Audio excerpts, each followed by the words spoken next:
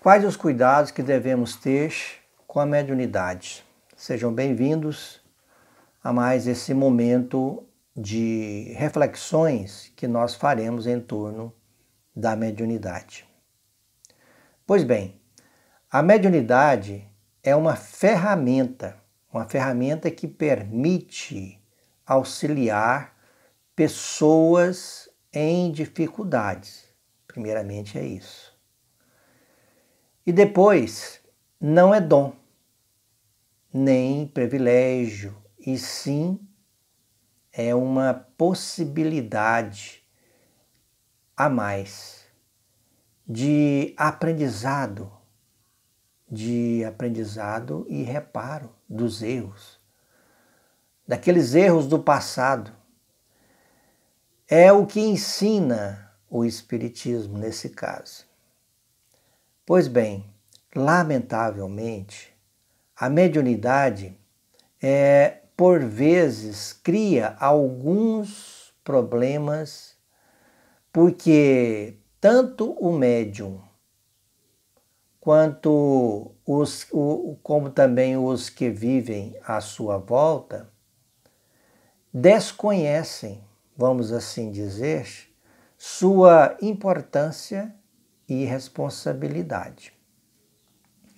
Portanto, devemos entender que da parte do portador da faculdade, ela pode ser motivo de vaidade sempre que, por sua vez, o médium se considerar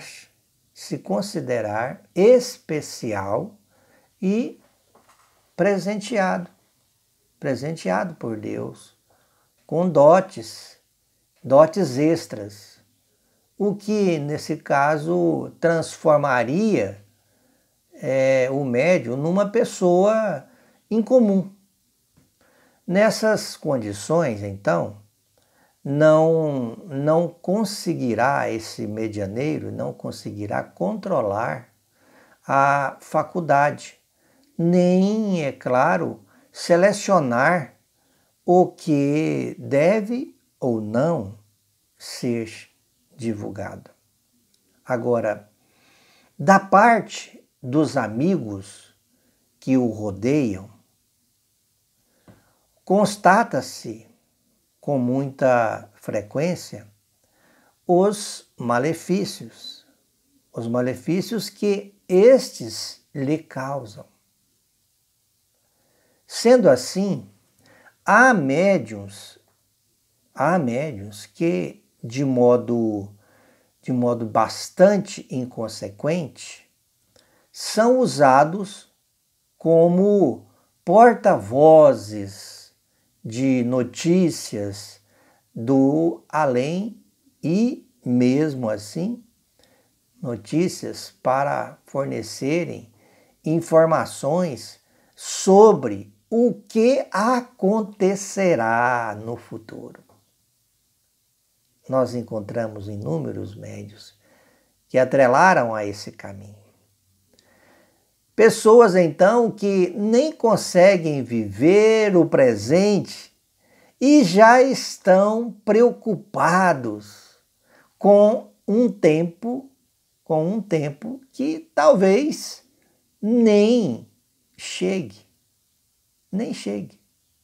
Agora, o centro espírita, a casa espírita, o local que é o local correto para desenvolver a atividade mediúnica, precisa então orientar os que atuam no campo da mediunidade, os medianeiros, para que não se percam em hipótese alguma, explicar a esses medianeiros que têm, às vezes, pouca utilidade, explicar a eles que tem pouca utilidade a mensagem repetitiva, falada ou escrita, que já consta do Evangelho, lá no Evangelho e está fartamente complementada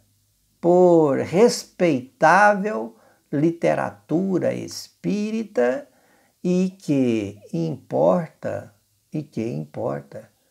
naquele momento, o que importa na verdade é atender aos espíritos sofredores,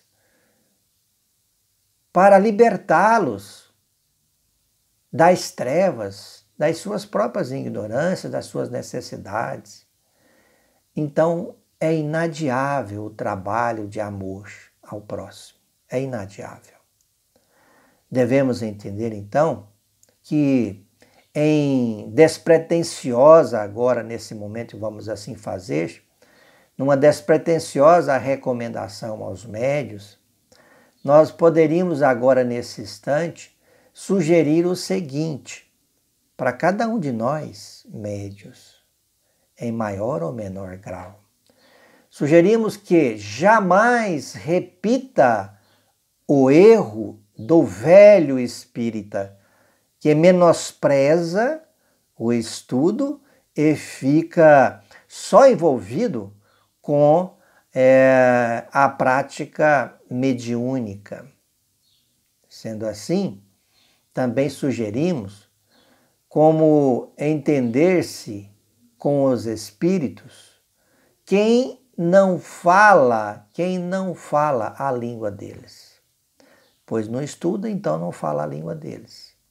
Participe, devemos participar de reuniões que visem, então, melhorar nossos conhecimentos como médios. Nossos conhecimentos devem ser melhorados, aumentados. Também não devemos ter pressa em relatar, por exemplo, uma evidência envolvendo problemas dos outros, nos arriscando a esse ponto, a esse ridículo e essa incoerência. Isso, no caso, irá ajudá-los pouco e é possível, é bastante provável que nós, médios, nessa condição, estejamos vendo errado. Porque evidência é mediunidade restrita à capacidade evolutiva de cada médium, Precisamos entender isso. O quanto antes, precisamos também entender que as informações que criem pânico ou possam semear discórdia, jamais, nesse caso, devem ser divulgadas, passado para frente, de forma alguma. Só espíritos de natureza inferior dão esse tipo de recado. Só os espíritos inferiores, ou seja, só os nossos irmãos equivocados, não é? Nunca devemos nos envaidecer com elogios quanto à nossa mediunidade. O mérito, né? Veja por quê. Porque o mérito é dos espíritos que usam a nossa mediunidade, ou aquele X ou Y médio, para o socorro, sob a assistência de Jesus. Não há porquê, então. Elogio que chega em exagero sempre esconde segundas intenções. Nunca esqueçamos disso. E é importante que nós analisemos sempre o que diz. O que diz para que as nossas mensagens, através de nós, médios, sejam transmitidas com equilíbrio, com bastante equilíbrio. Não se esqueça que é dos espíritos a autoria das palavras, não nossas. Nós devemos reproduzi-las com a maior fidelidade possível, e cuidar para não denegrir a imagem daqueles que do plano invisível nos assiste, evitando então influenciar seus pensamentos, nossos pensamentos com as nossas próprias palavras, imprimindo o nosso personalismo, a nossa persona. Devemos dar exemplos de educação e brandura, porque o médium, mais do que um procurador dos espíritos, ele é propagandista do espiritismo. Melhor do que falar é mostrar lições por atitudes. Portanto, não devemos exigir exigir do outro aquilo que ele não consegue.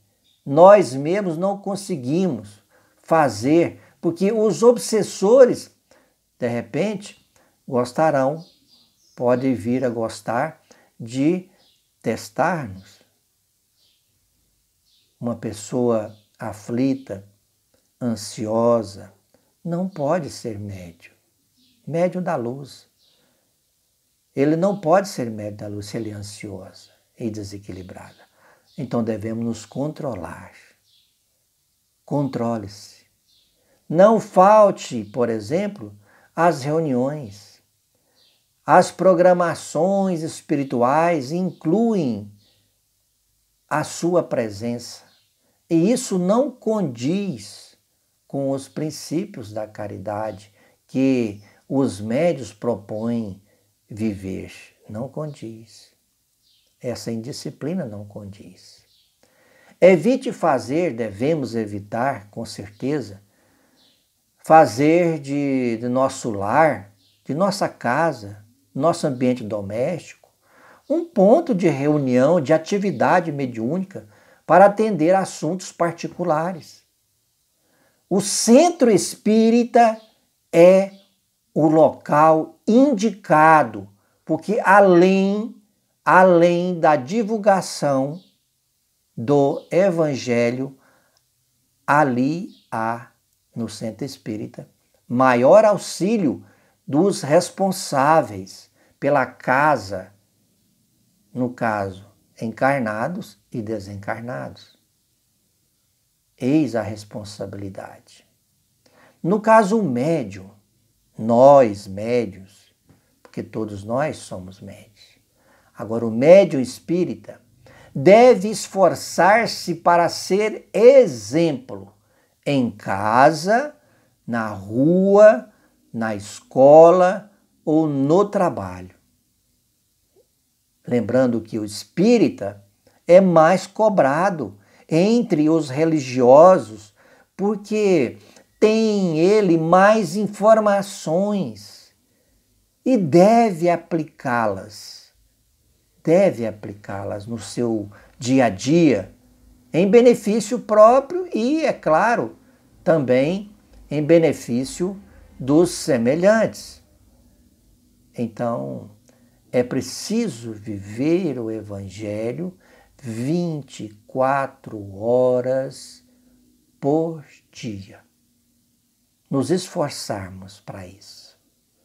Reconhece o verdadeiro espírita? Aquele que se esforça para domar as suas más inclinações. Então, o médium deve evitar o ciúme, por exemplo, o rancor, a inveja, a indiferença, ou então qualquer sentimento negativo,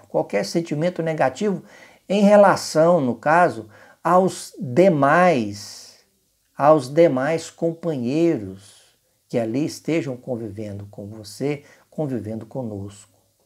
Estes sentimentos desarmonizam a equipe e nenhuma nenhuma organização da espiritualidade encontrará o feixe de varas, aquele feixe de varas citado por Kardec, para realizar os trabalhos, esses trabalhos com segurança, união, unidade de ideias, unissono em pensamentos e objetivos. Se ainda é impossível nos amarmos em plenitude, ao menos respeitemo-nos, compreendendo as limitações próprias, as nossas próprias limitações, que são inúmeras, as limitações próprias da nossa condição evolutiva. Médium. Médium telefone, que deve estar sempre disponível, é claro, para que a chamada se complete. Agora, é verdade que andam sempre ocupados e Deus vem tendo dificuldades para falar aos seus filhos através desses emissários. No entanto, é preciso paz, vigilância e harmonia